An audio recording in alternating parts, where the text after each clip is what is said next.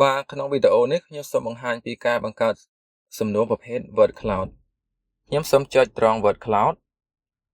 ហើយនៅចំណុចនេះយើងអាចដាក់ជាសំណួរចូលប្អូនប្រាប់ឈ្មោះសមាសភាគរបស់កុំព្យូទ័រនៅផ្នែកខាងក្រោមគឺយើងអាចបញ្ចូលចំនួន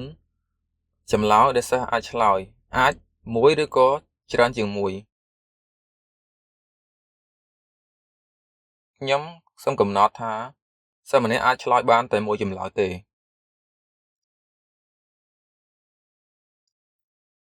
ផ្នែកខាងក្រោមគឺជារយៈពេលប៉ុន្តែចំណុចនេះគឺយើងអាចប្រើកើតទេដោយសារយើងអត់បានបង់ថ្លៃអាហារស្លាយប៉ុន្តែយើងអត់ប្រើក៏អត់បញ្ហាដែរ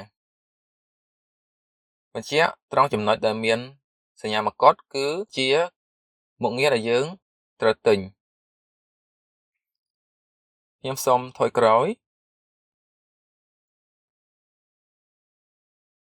រួចហើយខ្ញុំសូមបង្កើតសំណួរប្រភេទថ្មីជាប្រភេទ match pair គឺជាសំណួរប្រភេទផ្គូផ្គងបាទនៅត្រង់ prompt នេះជាកន្លែងដែលយើងបំពេញ clear អ្វីមួយហើយ answer គឺជាគោលចម្លើយរបស់វាអញ្ចឹងខ្ញុំសូមចាប់ផ្ដើមបំពេញ